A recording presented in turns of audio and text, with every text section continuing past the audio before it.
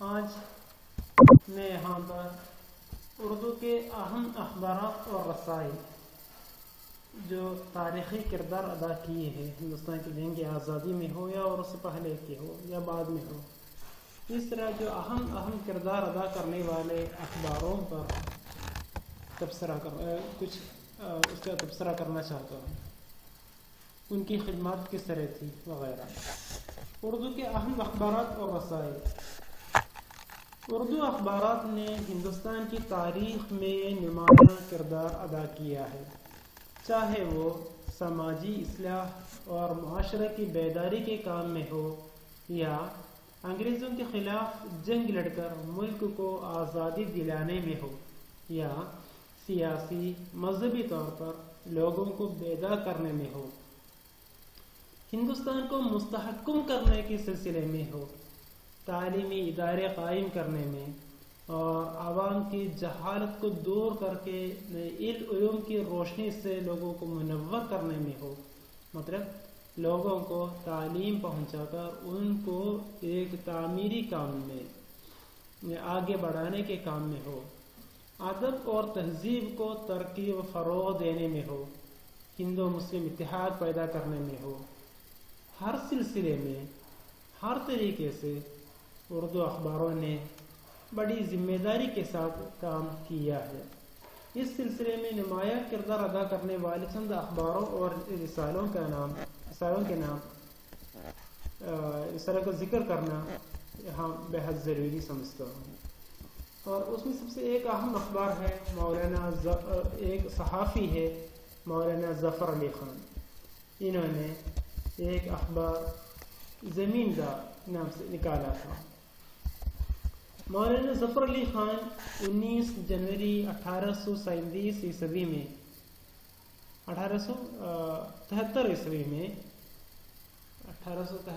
میں سیالکوٹ کے گاؤں کوٹ محرت میں پیدا ہوئے۔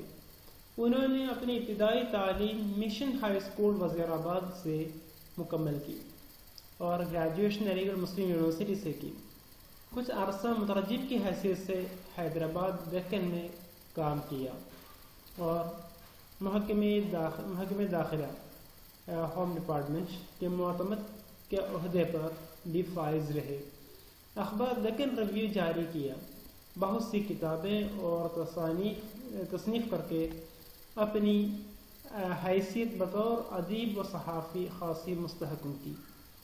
وہ ایک جامع صفات انسان تھے، شاعر، ادیب، مترجم، سیاستدان اور سب سے بڑھ کر وہ ایک نڈر صحافی اور شعلہ بیان مقرر بھی تھے۔ ان کی شاعری میں حمد، نعت، حیرت حضرہ کے مطابق شعر و سخن اور وطن کی محبت میں انقلابی اشعار پر مبنی کلام بطور خاص شامل ہے۔ ان کی شاعرانہ کاوشیں بہارستان، نگارستان، چمنستان کی شکل میں چھپ چکی ہے۔ ان کے شمار مولانا محمد علی جوہر، مولانا ابوالکلام آزاد، مولانا حسرت موہانی اور داغ دہلوی کے ساتھ کیا جاتا ہے۔ انہوں نے اپنی تمام صلاحیتیں روزنامہ زمیندار کو فروغ دینے پر صرف کر دی، جو جلد ہی برصغیر کے ممتاز ترین اردو اخبارات میں شمار کیے جانے لگے۔ برصغیر سے مراد ہندوستان اور پاکستان۔ انہوں نے 27 نومبر 1956 عیسوی کو وزیر آباد کے قریب اپنے آبائی شہر کرم آباد میں وفات پائی۔ اخبار زمیندار اور مولانا ظفر علی خان۔ بابائے اردو صحافت مولانا ظفر علی خان اور ان کے روزنامہ زمیندار کا ذکر کیے بغیر برصغیر کی تاریخ صحافت مکمل نہیں ہو سکتی۔ 1903 عیسوی میں ان کے والد مرحوم مولوی سراج الدین نے لاہور سے ایک ہفتہ روزہ زمیندار شروع کیا تھا۔ بعد میں مالی مشکلات سے تنگ آ کر کرم آباد میں منتقل ہو گئے۔ 6 دسمبر 1909 عیسوی کو ان کے انتقال کے بعد مولانا ظفر علی خان نے اس کی ادارت سنبھالی، اس کے ایڈیٹر بنے۔ انہوں نے بڑی توجہ اور محنت سے ہفتہ وار زمیندار کو ہر اعتبار سے ایک بہتر اور معیاری اخبار بنانے میں کامیاب ہوئی۔ شروع میں اخبار زمیندار جاری کرنے کا مقصد تو کاشتکاروں اور زمینداروں کے مسائل کا اظہار، ان کے مفادات کی نگہبانی اور اس طبقے کی اصلاح تھی، یعنی ان کی ترقی کے لیے کام کرتے تھے، اس کا مقصد تھا۔ اسی وجہ سے اس کا نام زمیندار رکھا گیا۔ اسی لیے اس اخبار میں زیادہ تر مضامین زمینداروں، کسانوں کی فلاح و بہبود، ان کی بہتری کے لیے اچھائی کے متعلق تھے۔ اسی لیے یہ ایک زرعی اخبار سمجھا جاتا تھا، ایگریکلچر اور اس سے متعلق لکھنے والے ایک زرعی اخبار سمجھا جاتا ہے۔ جب اس اخبار کی ادارت مولانا نے سنبھالی تو انہوں نے اسے ایک ہم جہت اخبار بنایا۔ ہم جہت یعنی مختلف موضوع پر لکھنے والے، تمام تر موضوع پر لکھنے والے اخبار سمجھ سکتے ہیں۔ ایک ہم جہت ڈائنامک اخبار بنا لیا۔ 1 مئی 1911 عیسوی کو پھر سے اخبار زمیندار کو لاہور سے شائع کرنے لگے۔ ان دنوں لاہور سے پیسہ اخبار، انتخاب، لاجواب، ہندوستان، کشمیری میگزین وغیرہ جیسے مشہور ہفتہ وار بھی نکلتے تھے۔ ان سب کے بیچ اخبار زمیندار نے اپنی تازہ ترین خبروں، تبصروں، تجزیوں کی وجہ سے دیگر اخبارات میں ایک نمایاں مقام حاصل کیا اور اس کی اشاعت میں بہت جلد خاصا اضافہ ہوا۔ ہر شخص زمیندار کے مطالعے کے شوقین نظر آتا تھا، چنانچہ بہت کم مدت میں یہ ہفتہ وار بجائے ہفتے میں 2 بار نکلنے لگے۔ وہ نکلنے لگے۔ جس دور میں زمیندار جاری ہوا، عوام میں اخبار بینی کی عادت ذوق کم تھی۔ زمیندار نے نہ صرف عوام نے اخبار بینی کا ذوق پیدا کیا،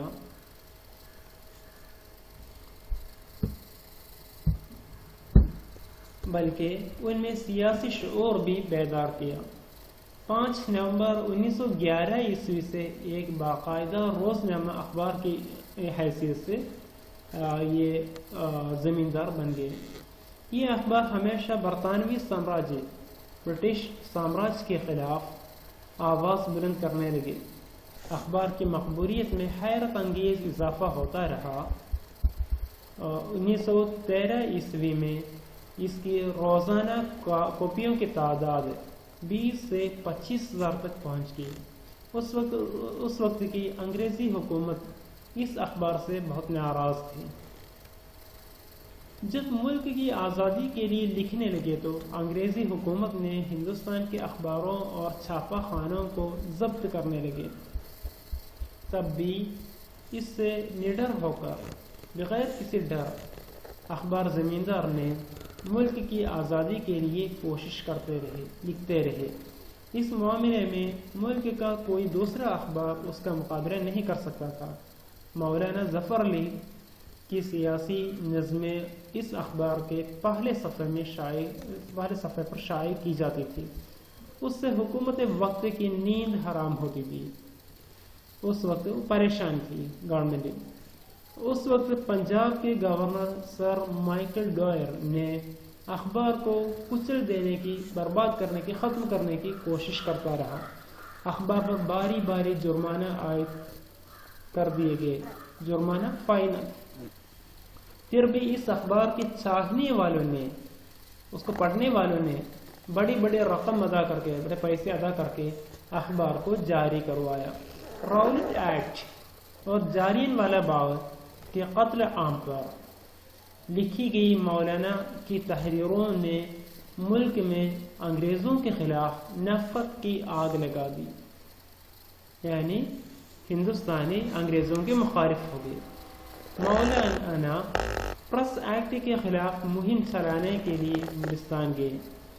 مولانا ظفر علی خان وہ انگلستان میں جا کے، برطن میں جا کر جو ہندوستان میں جو لاگو کیے گئے جو پریس ایکٹ ہے اس کے خلاف آواز اٹھانے لگے. گورنر مائیکل اس سے آگ بگوڑا ہو کر اخبار زمیندار کو بند کر دیا. اس وقت کے گورنر نے اس اخبار کو بند کر دیا. 80,000 روپے کی ضمانت ضبط اور پریس ضبط کر دیا. بعد میں مزید 10,000 روپے کی مانگ کی گئی. تب بھی قاری یعنی پڑھنے والے اخبار خریدنے والے لوگ چند ہی دنوں میں یہ رقم جمع کر کے اخبار کو دے دی. مولانا ظفر علی خان نے سر جون سائمن کا استقبال کرنے پر علامہ اقبال کے خلاف بھی لکھا. لالا لجپت رائے پر لاٹھی چارج کے خلاف نظم شائع کی. سردار بھگت سنگھ اور اس کے ساتھیوں کو جب پھانسی دی گئی اس کی لاشیں ستلج ندی کے کنارے جلا دی گئی تو موری گیٹ لاہور میں مولانا نے تقریر کی اور لوگوں کو انگریزوں کے خلاف احتجاج کرنے کے لیے تیار کرائے. 1924 عیسوی میں اخبار کی سائز میں بڑی تبدیلیاں لائی. اس سے ایک تو مواد میں اضافہ ہوا, دوسرے خبروں کی ترتیب و تزئین کی زیادہ گنجائش پیدا ہو گئی.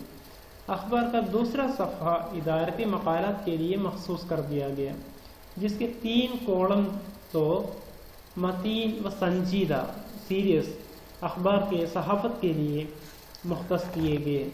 ایک مزاحیہ کالم افکار و حوادث کے نام سے مستقل طور پر شائع کیے جانے لگے, جسے بعد میں سب اخباروں نے اپنا لیا.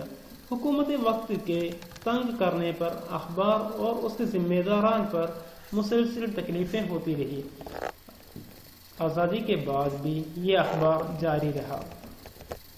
ظفر علی خان کی وفات کے بعد ان کے بیٹے اختر علی خان اخبار کے مدیر رہے.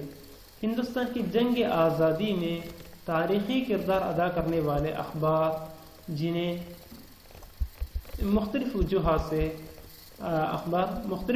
سے آخرکار 1954 عیسوی میں یہ جو اخبار بند ہو گیا.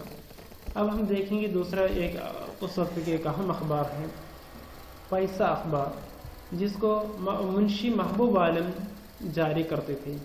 محبوب عالم ان کی پیدائش 21 فروری 1862 عیسوی اور وفات 23 مئی 1937.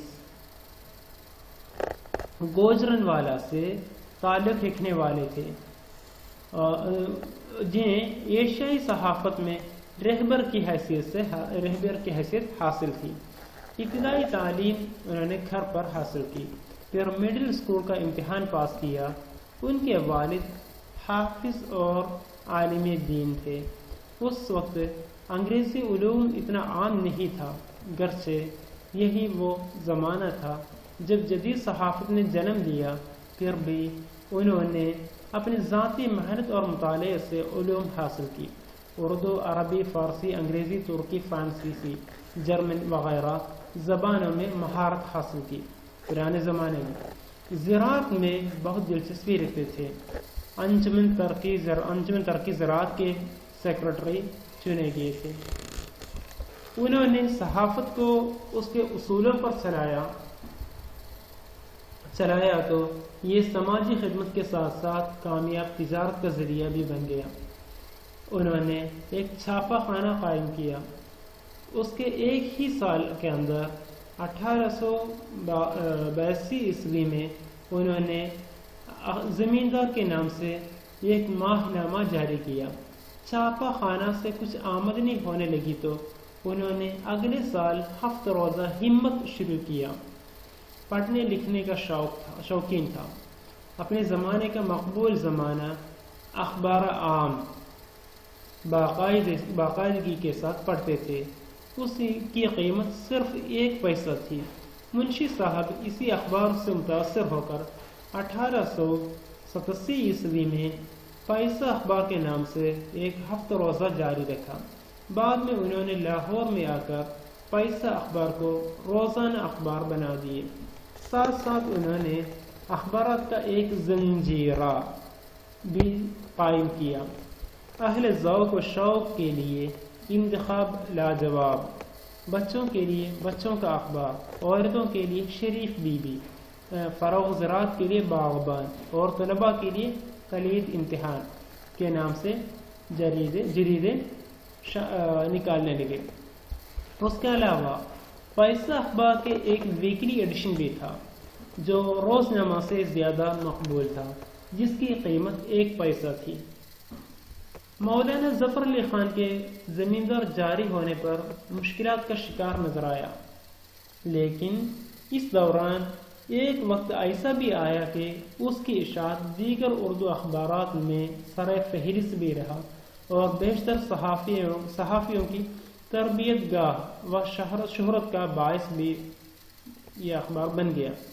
منشی محبوب عالم نے 1900 عیسوی میں یورپ کا سفر کیا، جس کی سرگزشت اخبار میں شائع کی جاتی رہی، جس کو بڑی دلچسپی سے پڑھا جاتا رہا۔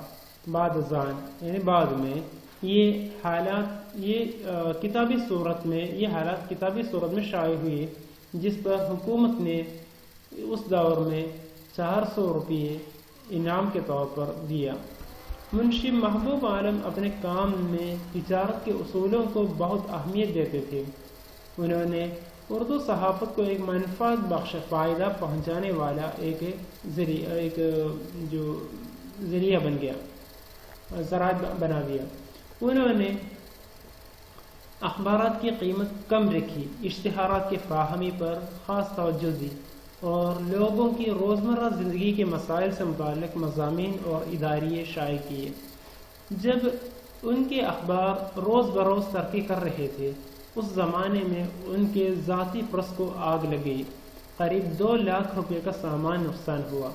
اس کے ساتھ ان کی لائبریری بھی آگ میں جل گئی۔ وہ لالا لاجپت رائے کے گہرے دوست تھے۔ وہ ایک سرگرم سیاستدان تو نہیں تھے، پھر بھی ودیشی حکومتوں کی پالیسیوں کو بے نقاب کرتے تھے۔ 1933 عیسوی میں ان کا انتقال ہو گیا۔ اس کے بعد ان کے اخبار اور رسالے ایک ایک ہو کر بند ہو گئے، لیکن اردو صحافت کی ترقی میں منشی صاحب نے بہت بڑا کام کیا۔ فائسہ اخبار کے مقاصد: پنجاب کے لوگوں کی زندگی کو بہتر بنا لینا، علمی و ادبی سرگرمیوں کو فروغ دینا، اصلاح معاشرہ کے لیے کوشش کرنا، کاشتکاروں کو ایک مہذب بنا کر علم و عمل سے آراستہ کرنا، لوگوں کو حالات حاضرہ سے واقف کرانا وغیرہ اس اخبار کے جو اہم مقاصد تھے۔ اب اگلا ہم دیکھیں گے الہلال اور مولانا آزاد۔ ابوالکلام محی الدین احمد آزاد، ان کی پیدائش 11 نومبر 1888 عیسوی میں اور وفات 22 فروری 1958 عیسوی میں۔ آزاد ہندوستان کے پہلے وزیر تعلیم اور قومی رہنما بھی بنے ہیں۔ مولانا نے 1888 عیسوی میں مکہ میں ان کی پیدائش ہوئی تھی۔ والدہ کا تعلق مدینہ سے تھا۔ سلسلہ نسب شیخ جمال الدین افغانی سے ملتا ہے، جو اکبر اعظم کے عہد میں ہندوستان آئے تھے اور یہی مستقل سکونت اختیار کر لی تھی۔ 1857 عیسوی کی جنگ آزادی کے بعد آزاد کے والد کو ہندوستان سے ہجرت کرنی پڑی، یہاں سے چلے جانا پڑا۔ کئی سال عرب میں رہے۔ مولانا کا بچپن مکہ معظمہ اور مدینہ میں گزرا۔